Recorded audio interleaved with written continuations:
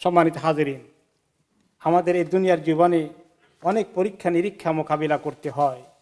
ব্যক্তিগত জীবনে, পারিবারিক জীবনে, মুসলিম উম্মার জীবনে অনেক পরীক্ষা, অনেক দুঃসময় আসে। মাঝে মধ্যে মানুষের মধ্যে হতাশা চলে আসে। মানুষ আল্লাহ তাআলার প্রতি ভরসা, ইয়াকিন তার শেকি হয়ে যায় যে কখন আল্লাহ তাআলা সাহায্য আসবে, কেন আল্লাহ তাআলা সাহায্য নাজিল করেন না। এই ধরনের মানুষের কষ্ট হয়ে যায়, মনে হয় নিঃশ্বাস বন্ধ হয়ে আসে। কখন হবে এই কালো অধ্যায়ের জবনিকা, কখন এই আধার কেটে যাবে, কখন আল্লাহ তাআলা সাহায্য আসবে। এরকম পরীক্ষা নিরীক্ষা মুমিনদের জীবনে সকল নবীদের যুগে, সকল যুগে ঘটেছে, এখনো ঘটছে, ভবিষ্যতেও ঘটবে। আল্লাহ রাব্বুল আলামিন মুমিনদেরকে বলছেন, এই পরীক্ষা নিরীক্ষায় তোমরা আল্লাহর কাছে আসো। আল্লাহ রাব্বুল আলামিন এই পরীক্ষা নিরীক্ষার মাধ্যমে আমাদেরকে আল্লাহর কাছে নিয়ে আসে। আল্লাহ তাআলার কাছে দোয়া করতে আমাদেরকে উৎসাহিত করেন। আল্লাহ তাআলার কাছে দোয়া করতে থাকলে এই বিপদের মুহূর্তে মানুষের জন্য এত লাভ হয়। তার দুনিয়ার বিপদ দূর হওয়ার মধ্যে যত লাভ ছিল, তার চেয়ে আরো বড় লাভ হয়ে যাবে আখিরাতে। আর এই দোয়ার দরজা, বিপদ না থাকলে বান্দা এত দোয়া করতো না আল্লাহ তাআলার কাছে। এই বিপদে ফেলে বান্দাকে আল্লাহ তাআলা অনেক দোয়ার দিকে ঠেলে দিয়েছেন, যার ফলে বিপদ তার জন্য আসলে কল্যাণের কারণ হয়ে গেছে। অতি আশ্চর্যের কথা, একটি হাদিসে রাসূলুল্লাহ সাল্লাল্লাহু আলাইহি ওয়াসাল্লাম বলেন, কিয়ামতের দিন যখন যারা বিপদগ্রস্ত ছিল, যারা কষ্টে নিপতিত হয়েছে, যারা অন্যায় জুলুমের শিকার হয়েছে, যারা জীবনে বিভিন্ন দিক থেকে বড় বড় দুরবস্থার সম্মুখীন হয়েছেন, আর বাকি অন্য যারা খুব সুখে ছিল, তাদের অবস্থা কি হবে কিয়ামতের দিন? দুঃখে বিপদে পড়া লোকগুলো যখন আল্লাহর কাছে সবর করার কারণে, দোয়া করার কারণে, পরীক্ষায় পাশ করার কারণে তারা বিশাল বিশাল পুরস্কার পাবে। এগুলো দেখে যারা এত কষ্টে পড়েনি, পরীক্ষায় পড়েনি, তারা আফসোস করে বলবে যে আল্লাহ কেন আমাদেরকে দুনিয়াতে এত সুখ দিলেন, কেন বিপদ দিলেন না? আমাদের এত বিপদ যদি দিতেন যে দুশ্মন আমাদের শরীরের চামড়াগুলো খুলে ফেলতো জ্যান্ত অবস্থায়, মনে হয় আমাদের জন্য আজকে অনেক লাভবান হয়ে যেতাম আমরা। যদিও আল্লাহ তাআলার কাছে বিপদ ডেকে আনা চাওয়া হাদিসে নিষেধ। তিনি বলেছেন, রাসূলুল্লাহ সাল্লাল্লাহু আলাইহি ওয়াসাল্লাম, কখনো বিপদ চেয়েও না আল্লাহর কাছে, পরীক্ষা চেয়েও না। কিন্তু যদি আল্লাহ তাআলা তোমাকে পরীক্ষা ফেলে দেয়, সবর করো। এই সবর করার জন্য ইস্তাঈনু বিস-সাবরি ওয়াস-সালাহ, আল্লাহ তাআলা বলেছেন বিপদে পড়লে কি করো? সবর করো। আর সলাত, সলাত অর্থ নামাজ, সলাত অর্থ দোয়া, আল্লাহর কাছে ডাকো, আল্লাহকে ডাকো। এই দিকে আল্লাহ তাআলা মুমিনকে ঠেলে দেন। যখন তার উপর বিপদ মুসিবত আসে, আসলে মুমিনের জন্য অকল্যাণ নয়, তার জন্য বিরাট কল্যাণ নিহিত আছে। আখিরাতে সে বুঝবে যে দুশ্মন তাকে এত কষ্ট দিচ্ছে, সে দুশ্মনও বুঝবে যে আখিরাতে সে কত ক্ষতিগ্রস্ত হয়ে গেল, যাকে কষ্ট দিয়েছে সে কত লাভবান হয়ে গেল। আল্লাহ রাব্বুল আলামিন আমাদেরকে অনেক সুন্দর কথা বলেছেন। এমনকি তিনি বলেছেন যে যারা ঈমানদার তাদের জীবনে অনেক পরীক্ষা হবে, অবশ্যই হবে। ওয়ালানাবলুওয়ান্নাকুম, অবশ্যই তোমাদেরকে পরীক্ষা করব আমি।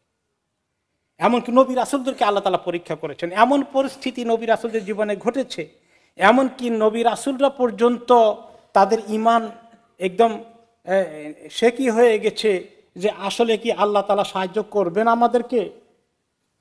তাদের মনে প্রশ্ন এসে গেছে, যদিও নবীদের ঈমান কখনো তারা শোভা সন্দেহ থাকেন না, কিন্তু ধাক্কাটা এত জোরে এসেছে যে তাদেরও মনে হয় যেন দিলের মধ্যে আসলে কি আল্লাহ সাহায্য করবেন।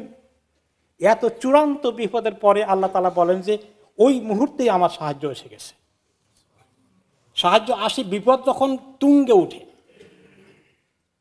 বিপদের শুরুতে অনেক সময় সাহায্য আসে না, বিপদের শেষ মাথায় গিয়ে আল্লাহ তাআলা দেখেন যে আল্লাহর বান্দারা কত ধৈর্য রাখতে পারে, কত আল্লাহকে ডাকে, কত সবর করে, কত আল্লাহ রাব্বুল আলামিনের সঙ্গে সম্পর্ককে মজবুত করে।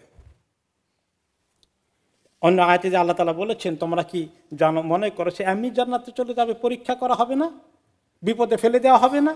আল্লাহ জানতে চান কে সবর করেছে। আগের জমানা নবীদেরকে, উম্মতদেরকে এভাবে পরীক্ষা করা হয়েছে। এমনকি তারা চিৎকার করে বলেছে, কখন আসবে আল্লাহ সাহায্য, কই? তো আল্লাহ তাআলা তখন বলেছেন, আল্লাহ সাহায্য অতি কাছে। সূরা আল-নাসরতে আল্লাহ তাআলা বলেছেন যে যখন বিপদ বেশি আসে, মনে রেখো তখন আসান হওয়ার সময় চলে আসে, একসঙ্গে আসে। বিপদ একলা আসে না, বিপদের সঙ্গে বিপদ থেকে উদ্ধার করার আল্লাহর পক্ষ থেকে এই সুসংবাদ দুটো একসঙ্গে আসে। তুমি যদি বিপদ দেখতে পাও তাহলে মনে করো এর পিছনে দিয়ে আমার জন্য আসানি এসেছে, এই ইয়াকিন করা। আল্লাহ তাআলা আমাদেরকে এত সুন্দর সুন্দর দোয়া শিখিয়ে দিয়েছেন, বিপদে পড়লে এগুলো আমরা সুন্দর সুন্দর দোয়া কিতাব থেকে শিখতে পারি। যে একটা দোয়ার কিতাবের নাম হচ্ছে invocation from the Quran and সুন্নাহ। এটার বাংলা হয়েছে কিনা জানি না, ইংলিশে আছে, বুকশপে পাওয়া যাবে। এত সুন্দর সুন্দর দোয়া, যেমন একটা আছে যে ইউনূস আলাইহিস সালামের দোয়া। তিনি যখন বিপদে পড়েছেন, লা ইলাহা ইল্লা আনতা সুবহানাকা ইন্নী কুনতু মিনাজ জালিমিন, এই দোয়াটা পড়েছিলেন। আর আল্লাহ নবী করিম সাল্লাল্লাহু আলাইহি ওয়াসাল্লাম বলেন, যে ব্যক্তি কোনো বিপদে পড়ে, কোনো মুসলমান এই দোয়াটা বেশি করে পড়ে ইয়াকিনের সাথে আল্লাহ তাআলার কাছে, কতবার কত হাজারবার পড়তে হবে গণাগণির কোনো দরকার নাই, কাউকে হায়ার করে পড়ানোরও কোনো দরকার নাই, নিজে পড়ে চোখের পানি ফেলে আল্লাহর কাছে ইয়াকিন করে করে। এই দোয়ার মধ্যে আছে তওবা, তওবার কথা বেশি আছে, নিজের গুনার কথা বেশি করে স্মরণ করতে। এই দোয়াটা যে ব্যক্তি পড়ে অবশ্যই আল্লাহ তাআলা তার দোয়াকে কবুল করবেন। আরেকটা হাদিসে এসেছে, লা ইলাহা ইল্লাল্লাহুল আযীমুল হালিম, লা ইলাহা ইল্লাল্লাহু রাব্বুল আরশিল আযীম, লা ইলাহা ইল্লাল্লাহু রাব্বুস সামাওয়াতিস সাব'i ওয়া রাব্বুল আরদি ওয়া রাব্বুল আরশিল কারীম। এটি একটি দোয়া। নবী করিম সাল্লাল্লাহু আলাইহি ওয়াসাল্লাম যখন কোনো বিপদ আপদ সামনে দেখতেন তিনি এই দোয়াটা বেশি করে পড়তেন। আনাস রাদিয়াল্লাহু তাআলা আনহু বলেন, যখন নবী করিম সাল্লাল্লাহু আলাইহি ওয়াসাল্লাম কোনো বিপদে পড়ে যেতেন, বিপদের লক্ষণ দেখা দিত, তখন তিনি বেশি করে পড়তেন, ইয়া হাইয়্যু ইয়া কাইয়্যুম বিরাহমাতিকা আস্তাগীথ। এরপরে তিনি আরেকটি হাদিসে বলেছেন, বিপদগ্রস্ত ব্যক্তির দোয়া হচ্ছে, আল্লাহুম্মা রাহমাতাকা আরজু ফালা তাকিলনি ইলা নাফসি তারফাতা আইন ওয়া আসলিহ লি শা'নি কুল্লাহু লা ইলাহা ইল্লা আনতা। এরকম করে দোয়া করা আল্লাহর কাছে, দোয়া অবস্থায় চোখের পানি ফেলা, দোয়া অবস্থায় আল্লাহর কাছে তওবা ইস্তিগফার করতে থাকা, এটি হচ্ছে আল্লাহর রহমত পাওয়ার জন্য একটি বিরাট সুযোগ। যখন মানুষ বিপদ মুসিবতে, ব্যক্তি জীবনে, পারিবারিক জীবনে, উম্মার জীবনে যখন এরকম বিপদ আপদ আসে, তখন সেই দোয়াগুলোকে বেশি করে করে পড়া। আরেকটি দোয়া আসছে, নবী করিম সাল্লাল্লাহু আলাইহি ওয়াসাল্লাম আসমা বিনতে উমাইস রাদিয়াল্লাহু আনহুকে শিখিয়ে দিলেন, যে তিনি আমাকে বললেন, আমি কি আসমা তোমাকে কতগুলো সুন্দর শব্দ শিখিয়ে দিব যেগুলো তুমি বিপদে পড়লে পড়বে বেশি করে। তার মধ্যে একটা হচ্ছে আল্লাহু আল্লাহু রব্বি লা উশরিকু বিহি শাইআ।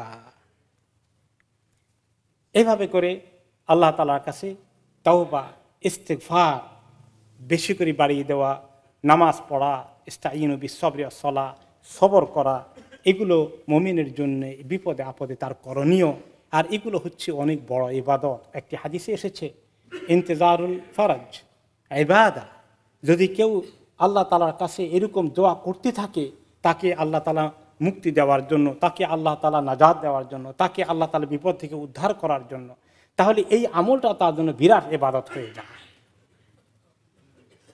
এবং তাওবা করা, আল্লাহর কাছে কাঁদা, এটাই একটি বড় ধরনের আমল বিপদের সময়। বিশেষ করে আল্লাহ রাব্বুল আলামিন আমাদেরকে এই আমলগুলো করে মুসলিম উম্মার এই দুর্দিনে আল্লাহর কাছে বেশি করে ধর্ণা দেওয়ার জন্য আমরা বেশি করে চেষ্টা করি। রাতের অন্ধকারে আল্লাহর কাছে দাঁড়িয়ে যাই, সেজদার মধ্যে আল্লাহর কাছে দোয়াগুলো বলি, সেজদার মধ্যে দোয়া বলা অ্যালাউড আছে, মুখস্থ করে নেই, অর্থগুলো বুঝি আর সেগুলো পড়ি। আল্লাহ রাব্বুল আলামিন আমাদেরকে তৌফিক দান করুন।